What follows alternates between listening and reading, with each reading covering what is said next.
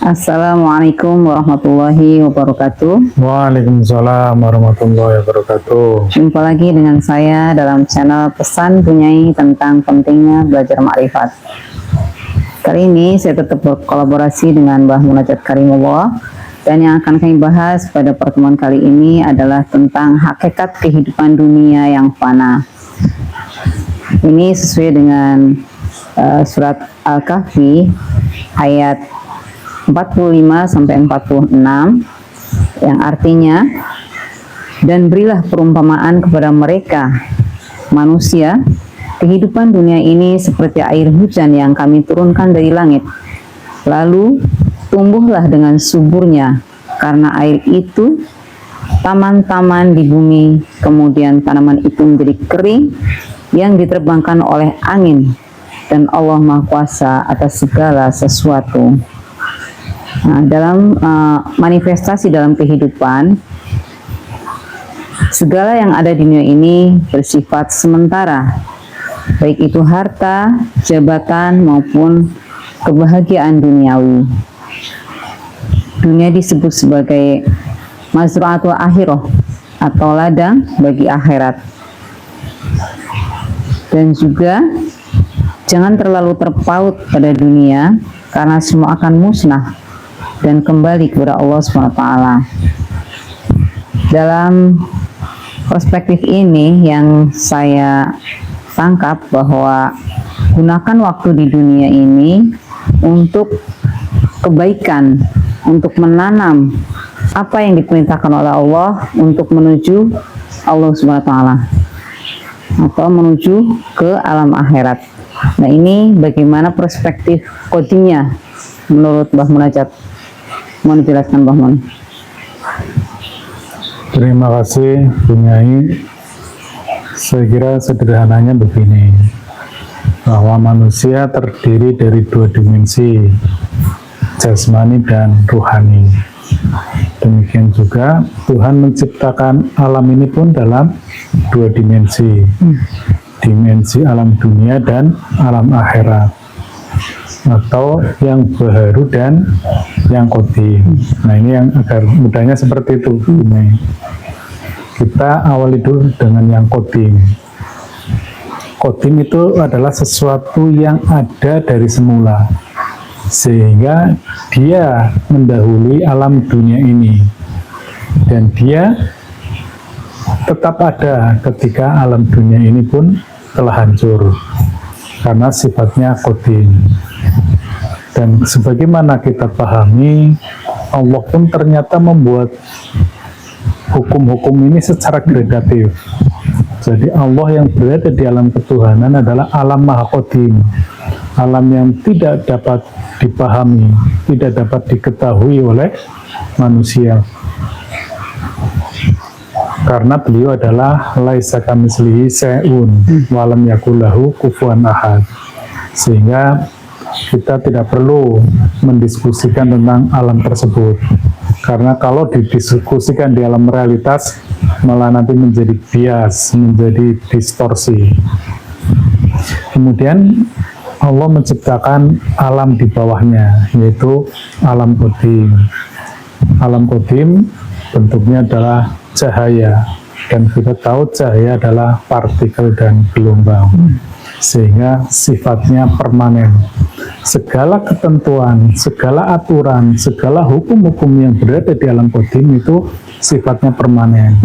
Kita mengenal ada hukum tali wasilah, kita mengenal di situ ada lauh mahfud, ada kalam qadim dan sebagainya. Itu semuanya permanen. Sehingga ini menjadi mudah kita untuk menjelaskan alam realitas ini, alam dunia ini. Jadi alam dunia ini atau alam baharu itu mempunyai batasan, mempunyai limitasi. Dia dipengaruhi oleh ruang dan waktu. Dengan bertambahnya waktu, maka dia akan berganti, dia akan rusak dan harus rusak. Kalau baharu itu hukumnya harus rusak, kalau nggak rusak berarti bukan baharu. Kemudian dia juga akan berubah dari suatu ruang ke ruang lain. Di di suatu tempat, misalnya di Arab Saudi, berpindah ke Indonesia, itu akan berubah perspektifnya, berubah materinya, dan banyak hal itu. Sesuatu yang dianggap luhur, mulia bagi suatu kaum, bagi kaum lainnya dianggap sebagai sesuatu yang hina, sesuatu yang tidak ada artinya, dan lain sebagainya. Prinsipnya seperti itu, Bu Nyai. Jadi tadi apa yang disampaikan oleh Bu Nyai, kekayaan, kemudian popularitas, kemudian jabatan, dan lain sebagainya, itu pada kaum tertentu, pada waktu tertentu itu menjadi sebuah kemewahan. Mungkin di tempat lain, di waktu yang lain itu justru menjadi derita. Itu sangat mudah saya kira kita membuat contoh-contohnya tuh. Jadi prinsipnya jangan sampai kita terlena oleh sesuatu yang limitasi, yang sangat sementara. Ada alam yang abadi, itulah alam qadim, alam ruhani, alam akhirat. Demikian, Bu Nyai. Ya, luar biasa ini Mbah Munajat. Sejatinya dalam Al-Quran sudah sangat jelas disampaikan bahwa dunia ini sementara, Mbah Munajat ya. Termasuk kemewahan-kemewahan, jabatan yang menggiurkan, harta yang berlimpah gitu ya.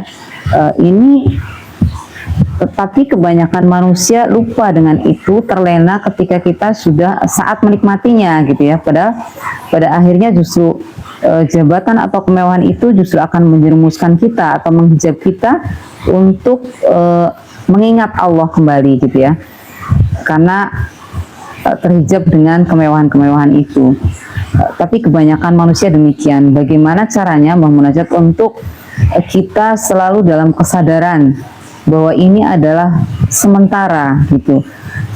Seperti pesan dalam surat Al-Kahfi ayat 45 tadi, bahwa sejatinya semua sementara dan dunia sejatinya adalah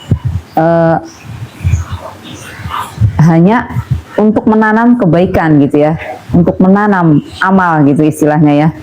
Jadi apa sih yang disebut amal? Nah, ini dia nih Mbah Munajat, secara kodimnya seperti apa? Bagaimana amal kita di dunia ini bisa menjadi amal yang hakiki gitu, amal yang mencapai kesempurnaan menuju Allah gitu.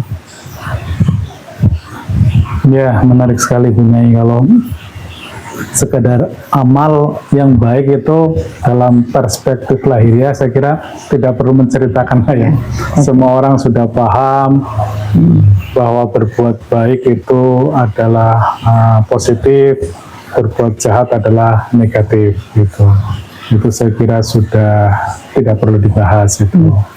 Tetapi apakah perbuatan baik kita menghasilkan amalan-amalan yang diterima, itu menjadi lain ceritanya.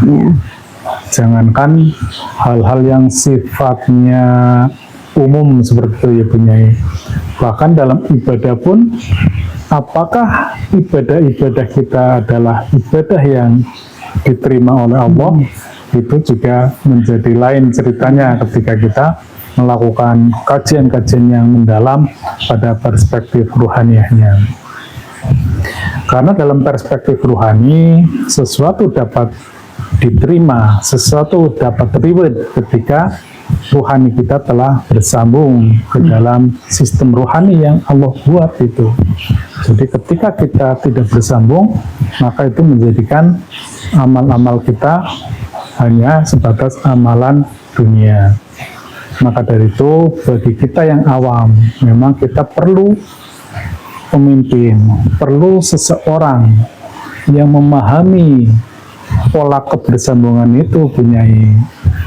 Ketika zaman Rasulullah kita enak, kita gampang, kita tinggal ikut.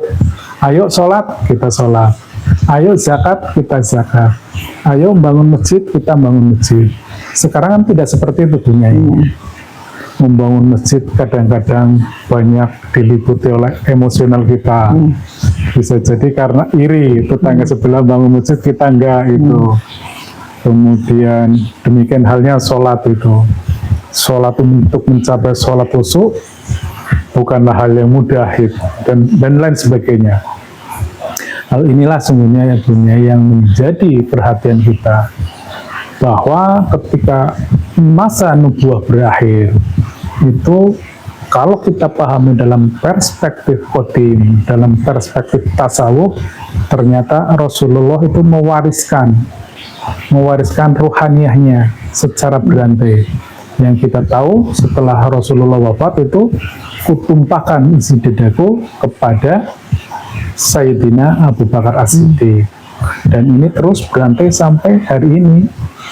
Maka dari itu kami dari Majelis Dzikir Tarekat Naqsabandiyah Khalidiyah Nusantara, dan kami mempunyai mursyid yang insya Allah bersambung ke dalam sistem wasilah tersebut, dan kami ketika beramal ya tinggal mengikuti saja apa kata beliau. Apa yang harus kami lakukan itu ya menjadi presisi, artinya amalan kita bukan amalan yang sia-sia itu punya itu, tidak hanya bermakna sebagai lahiriah saja, sebagai duniawiah saja. Karena kalau kita pahami juga Bunyai, ketika kita membangun katakanlah tempat ibadah ataupun berbaik kepada seseorang atas inisiatif diri sendiri, dan boleh jadi itu atas emosional kita, toh kita sudah menerima rewardnya di dunia ini kan. Kita dihargai, kita dihormati, kita mendapatkan privilege, kita mendapatkan pengakuan, oh itu orang dermawan, oh itu orang soleh, dan sebagainya dan sebagainya. Padahal nilai yang sesungguhnya itu kita tidak tahu, tidak bisa dilihat oleh pembaca virtual kita, oleh panca indera kita. Saya kira itu Bunyai. Ya, ini tepat sekali nih Mbah Munajat. Kadang-kadang kita merasa bahwa kita sudah beramal, sudah membangun masjid dan lain-lain, seperti tadi disampaikan bahwa sejatinya itu adalah lebih menghijab kita, keakuan dirinya kita, merasa lebih hebat, merasa lebih, aku sudah mampu melakukan itu, aku sudah merasa lebih baik dari yang lain salah, aku yang benar, seperti itu ya. Jadi ketika kita masih ada aku itu, sejatinya justru hijab kita semakin tebal gitu ya, mau Najat ya. Betul. Dalam hal ini, jadi artinya bahwa amalan yang dimaksud di sini adalah ad-dunya mazru'at wa akhirah. Dunia adalah tanamannya untuk akhirat, artinya bagaimana kita membuat amal-amal yang diridhoi Allah. Tadi adalah amalan-amalan yang secara sistematis sudah ada sejak zaman Rasulullah, ya. Itu zaman Rasul dari dahulu hingga saat ini adalah terus berjalan. Jadi bukan hanya zaman Rasulullah saja kita melakukan amalan-amalan yang terbimbing, yang terpimpin, tetapi sampai hari ini pun, sampai akhir zaman pun, bagaimana cara kita beramal soleh, bagaimana cara kita beribadah dan lain-lain, tetap harus ada pembimbingnya, begitu ya Mbah Munajat ya, sehingga sekali tersambung ya. Bagaimana ini Mbah Munajat? Ya cukup saya kira Bunyai. Karena banyak sekali sebenarnya ayat-ayatnya itu. Rasulun min anfusikum itu atau bahasa 128 itu kan menyampaikan itu juga itu. Ulil amri minkum itu An-Nisa 59 juga menyampaikan hal yang sama. Iya. Jadi tetap kita akan menyampaikan bahwa betapa pentingnya kita mencari guru mursyid yang waris, yang dapat membimbing kita untuk bagaimana kita disampaikan dalam surat Al-Kahfi ayat 45 tadi, bahwa dunia mazra'atul akhirah. Jadi tanaman dunia adalah bagaimana kita menanam untuk akhirat. Akhirat adalah di alam qadim, sementara dunia adalah di alam sementara yang akan fana. Maka bagaimana kita menuju akhirat harus melalui bimbingan guru mursyid yang dapat membimbing kita untuk bagaimana kita menyeberang dari dunia ke akhirat menuju Allah Subhanahu wa taala yang ada di Maha Qadim atau Maha Akhirat. Saya kira itu yang bisa kami sampaikan. Mohon maaf jika banyak hal yang kurang berkenan. Akhir kata, Ilahi anta maksudi wa ridho kama tubi. Wassalamualaikum warahmatullahi wabarakatuh.